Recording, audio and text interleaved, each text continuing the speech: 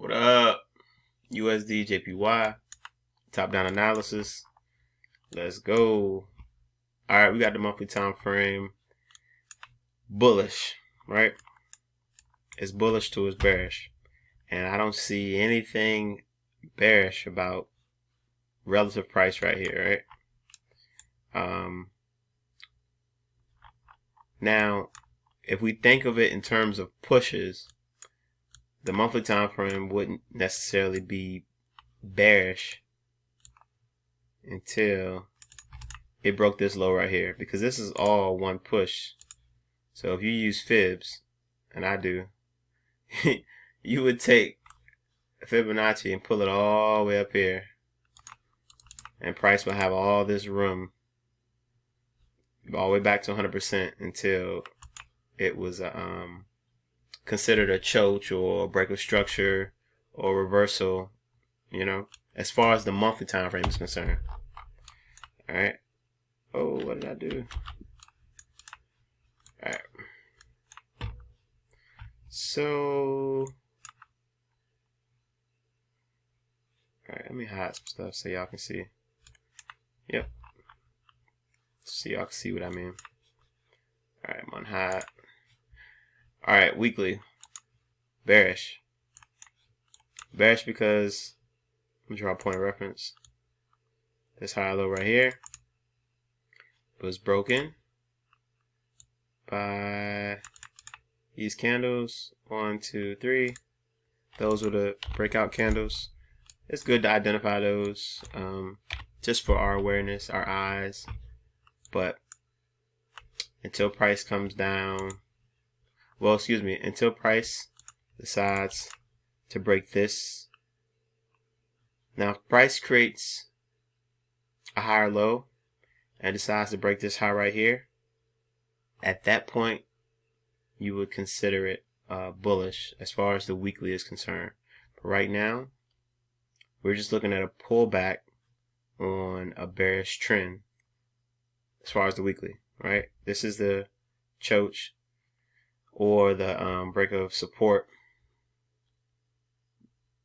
Let me see.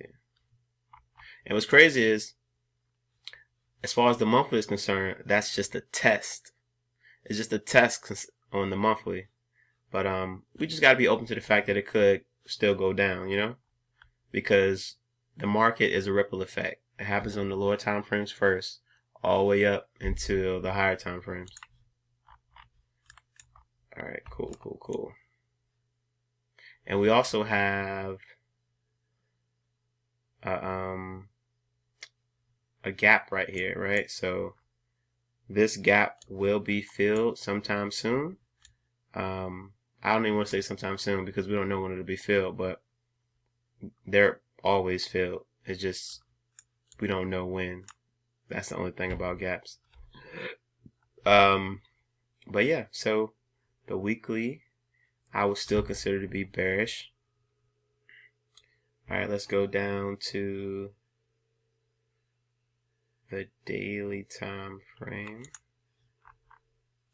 Now the daily is bullish, right? So, and it was bullish when, all right, I'm gonna erase some of this stuff. It's giving me anxiety. All right, erase this too. I think that was just a zone. So when price decided to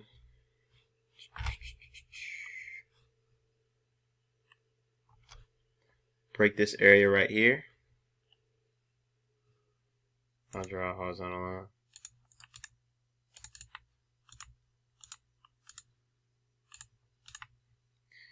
And they did it with, I would say, these candles. This is a gap. I don't know, gaps are interesting, but everybody sees the market differently. I would actually consider this to be, I would utilize the gap for my choke, but everybody doesn't do that, you know? So if you didn't want to do that, then you can count all of this. 1, 2, 3, 4, 5, 6, 7, 8 candles, and then kind of play off that. But either way, this was the change of character, the break of resistance that made the market kind of, start to turn around on this daily time frame. And right now, it's just a pullback, right? It's just a retracement, and we're at 61.8. Well, almost at 78.6, right? We're almost there. I guess we can anticipate the market to starting to wick out a little bit. We can anticipate the market to, and I had a zone right here too. We can anticipate the market to start wicking out to pretty much, man, my brain right now is crazy. To hit a level of support, right? To hit a level of support to transition back up into, an uptrend. That's what I was trying to say. All right, cool. So the daily is still bullish. All right, so H4. The H4 is bearish, baby. And let me see. Yep, it's been bearish, baby. It's bearish until, I think this is a minor lower high. But it's bearish until it breaks this lower high right here, right? That's what we're looking for. Some people can use this, but I think this is minor. You probably can use this to get in on the lower time frame.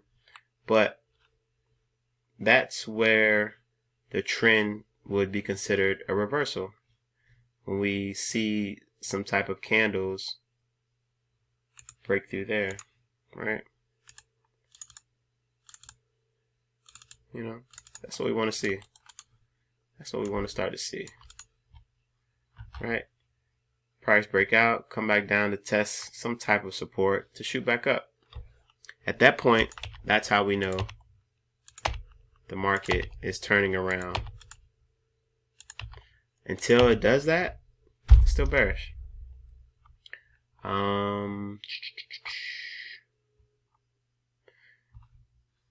It is getting rather wicky. It is getting rather wicky. It's wicking out a lot, so who knows? I'm not sure what the news is for this week. April's coming up Saturday, but we could see UJ turn back up sometime this week.